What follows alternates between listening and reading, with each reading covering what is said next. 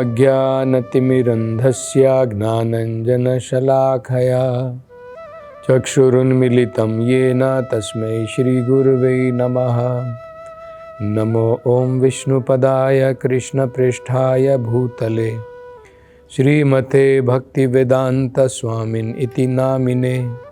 नमस्ते सरस्वती देवे गौरवाणी प्रचारिणे निर्विशेषशून्यवादी पाश्चात्यदेशतारिणे। जय श्री कृष्ण चैतन्य प्रभु नित्यानंद श्री अद्वैत गदाधर श्रीवासादि गौरभक्तवृंद। हरे कृष्णा कृष्ण कृष्ण हरे हरे, हरे राम राम राम हरे हरे। हरे कृष्ण। तो युधिष्ठिर महाराज के प्रश्नों का अब नारद जी जो है उत्तर दे रहे हैं। महाराज युधिष्ठिर ने पूछा था कि प्रहलाद महाराज एक अत्यंत महान भक्त थे, एक महाभागवत थे, एक महात्मा थे और हिरण्यकशिपु के स्वयं के पुत्र भी थे। फिर क्या कारण था कि माता पिता जो अपने बच्चों से स्नेह करते हैं, हिरण्यकशिपु के पिता इतने शत्रु भाव में अपने पुत्र के प्रति हुए कि उन्हें मारने का भी प्रयास किया। कृपा करके इसका कारण बताइए, इसका क्या कारण है। तो नारद जी अब जो है ये कथा समझाते हैं, सुनाते हैं कि क्या हुआ। तो कहते हैं कि हिरण्यकशिपु और जो बाकी असुर थे, हिरण्यकशिपु बाकी असुरों का नेता था। इन सभी असुरों ने शुक्राचार्य को अपना पुरोहित बनाया। तो शुक्राचार्य इनके पुरोहित बने और उनका घर हिरण्यकशिपु के घर के पास में ही था। यह प्रसंग भी बड़ा महत्वपूर्ण है क्योंकि शुक्राचार्य एक ब्राह्मण थे, लेकिन एक ब्राह्मण को केवल उनका पुरोहित बनना चाहिए जो व्यक्ति आध्यात्मिकता में प्रगति करना चाहता है। ब्राह्मण को अपना पेट भरने के लिए असुरों का जो नास्तिक व्यक्ति है, जिसको भगवान के ऊपर कोई आस्था नहीं है, कोई विश्वास नहीं है, जो ये सोचता है कि मैं ही स्वयं भगवान हूं, उस प्रकार के असुर नास्तिक व्यक्ति का ब्राह्मण को जो है पुरोहित नहीं बनना चाहिए। पुरोहित उसे बनना चाहिए केवल उन लोगों के लिए जो आध्यात्मिक जीवन में प्रगति करना चाहते हैं। तो असल में देखा जाए तो शुक्राचार्य को नहीं बनना चाहिए था। अब ये जो शब्द है देखिए, शुक्रा आचार्य, शुक्रा का मतलब होता है सेमिनल, मतलब जिन्हें आध्यात्मिकता का ज्यादा ज्ञान नहीं है, जो केवल पारिवारिक रूप से ब्राह्मण बन जाते हैं। ब्राह्मण के घर में जन्म लिया, ब्राह्मण बन गया, और उसके कारण क्योंकि आध्यात्मिकता में तो इनकी प्रगति नहीं है, केवल कुछ अर्थ के कारण, मटेरियल प्रॉफिट, उसके कारण ये किसी के भी पुरोहित बन सकते हैं। तो ये शुक्राचार्य था। तो शुक्राचार्य के दो पुत्र थे, शंडा और अमरका। अब प्रहलाद महाराज तो उनको तो सर्वश्रेष्ठ भागवत विद्या प्राप्त थी, उनको तो सर्वश्रेष्ठ आध्यात्मिक विद्या की प्राप्ति थी, उनको तो किसी गुरुकुल में जाने की कोई आवश्यकता ही नहीं थी। लेकिन फिर भी उनके पिता ने, हिरण्यकशिपु ने, अपने पुत्र प्रहलाद को अन्य असुरों के जो बालक थे उन सब के साथ षंडा अमरका के पास भेजा शिक्षा ग्रहण करने के लिए। और खासकर 2 प्रकार की शिक्षा। और ये कौन सी शिक्षा थी? आसुरिक विद्या। एक केवल राजनीति और केवल अर्थशास्त्र, मतलब पॉलिटिक्स और इकोनॉमिक्स, केवल राजनीति और अर्थ के बारे में, कैसे ऐश्वर्य को बढ़ाना, कैसे हमारे अनेकों प्रकार की सुख सुविधाओं को हम बढ़ा कर सकें, इस प्रकार की विद्या मात्र ग्रहण करने के लिए हिरण्यकशिपु ने अपने पुत्र को षंडा और अमरका के पास में भेजा। आगे नारद जी कहते हैं महाराज युधिष्ठिर से कि बाकी बालकों की भांति प्रहलाद महाराज भी सुनते थे। षंडा और अमरका उनके गुरु, जिन्होंने उनके गुरु का स्थान लिया था गुरुकुल में, वो क्या शिक्षा प्रदान कर रहे हैं राजनीति की, अर्थशास्त्रों की, उसको सुनते भी थे। और बालकों को क्या है, उसको दोहराना भी पड़ता है, रिपीट करना पड़ता है, और बोलते भी थे। लेकिन मन में वो बिल्कुल इस प्रकार की शिक्षा से संतुष्ट नहीं थे। उनको तो ये समझ में आ गया था ये राजनीति क्या होती है। राजनीति का मतलब होता है किसी को दुश्मन समझना, किसी को दोस्त समझना, यही राजनीति होती है, यही पॉलिटिक्स है। अब देखिए, एक देश राजनीति कैसे करता है। कुछ देशों को अपना मित्र समझता है, कुछ देशों को अपना शत्रु समझता है। आप देख लीजिए, पूरे विश्व के अंदर में हम देख सकते हैं इस प्रकार के विभाजन बटे हुए हैं।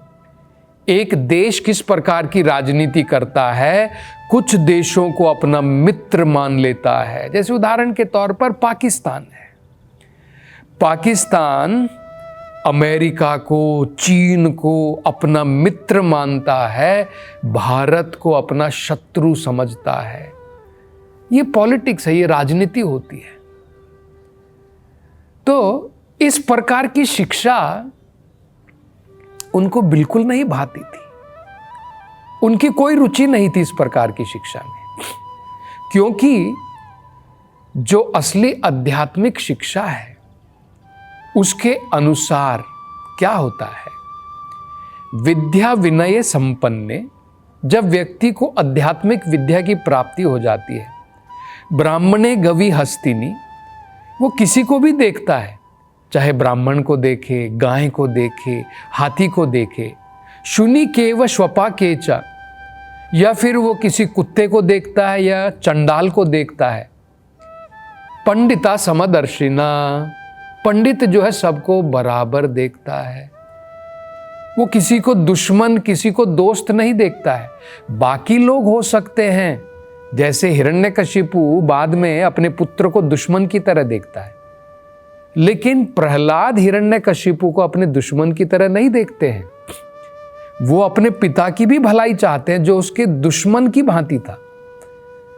तो भगवान का भक्त जो है वो इस प्रकार के द्वंद्व में नहीं पड़ता है कि ये मेरा मित्र है, ये मेरा शत्रु है। वो दोनों की भी भलाई चाहता है। जो उसका शत्रु बन करके आता है वो उसकी भी भलाई चाहता है। जो उसका मित्र बन करके आता है उसको भी कृष्णा भावनामृत प्रदान करना चाहता है।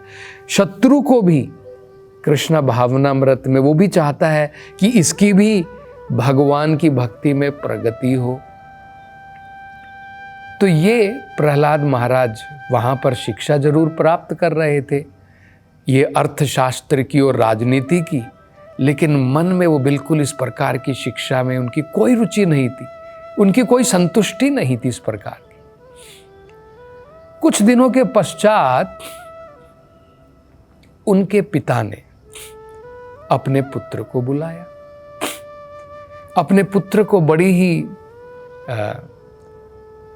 प्रेम के साथ में, स्नेह के साथ में गोद में लिया प्रहलाद महाराज को, और बड़ी प्रेम पूर्वक अपने पुत्र से पूछा, बेटा प्रहलाद, तुमने क्या सबसे बढ़िया शिक्षा प्राप्त की है? कौन सी शिक्षा तुम्हें सबसे बढ़िया लगी? क्या शिक्षा तुमने सबसे उत्तम प्राप्त की है? अब देखिए, हिरण्यकशिपु ने जो है डायरेक्टली कोई प्रश्न नहीं पूछा, राजनीति क्या होती है, अर्थशास्त्र क्या होता है, क्योंकि उन्हें पता था प्रहलाद क्या है। प्रहलाद एक छोटा सा बालक है। तो प्रहलाद कुछ उत्तर देगा और हो सकता है कि वो उत्तर ज़्यादा जीवन के अभ्यास में कोई कार्य भी ना करे, प्रैक्टिकल ना हो। बच्चा वो शिक्षा प्राप्त करने के बाद में क्या उत्तर देगा? कुछ पिताजी को संतुष्ट करने के लिए मीठी बातें कहेगा। इतना मात्र सोच करके हिरण्यकशिपु ने स्नेह के साथ में अपने बेटे को गोद में लिया और उनसे जो है ये प्रश्न पूछे कि बेटा तुमने सबसे बढ़िया शिक्षा कौन सी प्राप्त की है, जरा बताओ। अब देखिए, प्रहलाद महाराज तो कोई ऑर्डिनरी बालक तो नहीं है। प्रहलाद महाराज बचपन से ही पूर्ण रूप से कृष्णा भावनामृत है, पूर्ण रूप से। क्योंकि ये तो बताया है, देखिए वेदों के अंदर में कहा है, यस्मिन् विज्ञाते सर्व एवं विज्ञातम भवति। अगर कोई व्यक्ति भगवान कृष्ण को समझ लेता है, सर्वम एवं विज्ञातम भवति, वो सभी प्रकार की शिक्षाओं को जान लेता है। तो प्रहलाद महाराज तो भगवान के भक्त थे, महान भक्त थे, उनको भगवत ज्ञान की प्राप्ति थी। तो वो तो किसी भी विषय को आसानी के साथ में समझ सकते थे और सभी प्रकार के विषयों का, सभी प्रकार की शिक्षाओं का निचोड़ क्या है, असली परम शिक्षा क्या है। क्योंकि पिताजी ने पूछा, सबसे बढ़िया शिक्षा तुमने क्या समझी? अब उनके पिताजी तो एक शारीरिक स्तर पर मात्र बात कर रहे हैं। उनके पिता हिरण्यकशिपु आध्यात्मिकता में प्रगतिशील नहीं है, लेकिन प्रहलाद महाराज वो शारीरिक स्तर पर नहीं है। तो वो जो उत्तर देने वाले हैं वो अब अपने पिताजी के उनकी रुचि का, उनकी लाइकिंग का उत्तर तो नहीं देने वाले हैं। उन्होंने तो असल में कौन सी उत्तम शिक्षा प्राप्त की है, सबसे बढ़िया शिक्षा क्या है, अब उसका उत्तर वो तो देने वाले। और बड़ा सुंदर उत्तर देते हैं। देखिए वो कहते हैं, श्री प्रहलाद उवाचा, प्रहलाद महाराज ने कहा। अब प्रहलाद महाराज भगवान के क्योंकि महान भक्त हैं और जो वो कहने वाले हैं वो सबसे उत्तम शिक्षाएं हैं। क्योंकि भगवान जिनके हृदय में विराजमान होते हैं, वो भक्त जो है कभी अंधकार में नहीं रह सकता है। कई बार मूर्ख लोग सोचते हैं वैष्णव लोगों को इनको क्या ज्ञान है, ये ज्ञानी थोड़ी, ये तो भावुक लोग हैं। अरे ज्ञानी के लिए वेदांत पढ़ना पड़ता है, लोग ऐसा सोचते हैं। लेकिन इनको पता नहीं है कि असली ज्ञान वेदों के पढ़ने मात्र से नहीं आता है। असली ज्ञान भगवान हृदय से प्रकाशित करते हैं। ये भगवत गीता में भगवान कहते हैं। भगवत गीता में देखिए भगवान क्या कहते हैं, तेषाम एवानुकंपा अर्थम। तेषाम मतलब अपने भक्तों को उनके ऊपर अनुकंपा करके, उनके ऊपर कृपा करके, अहम अज्ञानजम तमह, जो अज्ञानता के कारण जो अंधकार अगर मेरे भक्त के हृदय में है, वो अज्ञानी है, मान लीजिए, भगवान क्या कह रहे हैं, नाशयामी, मैं उसका विनाश कर देता हूं, उसके अंधकार का, उसके अज्ञान का मैं विनाश कर देता हूं। भाई अज्ञान का विनाश कैसे होता है? भगवान कह रहे हैं, आत्म भावस्तो ज्ञान दीपे न भास्वता, ज्ञान रूपी दीपक के द्वारा मेरे भक्त के अज्ञान को मैं समाप्त कर देता हूं।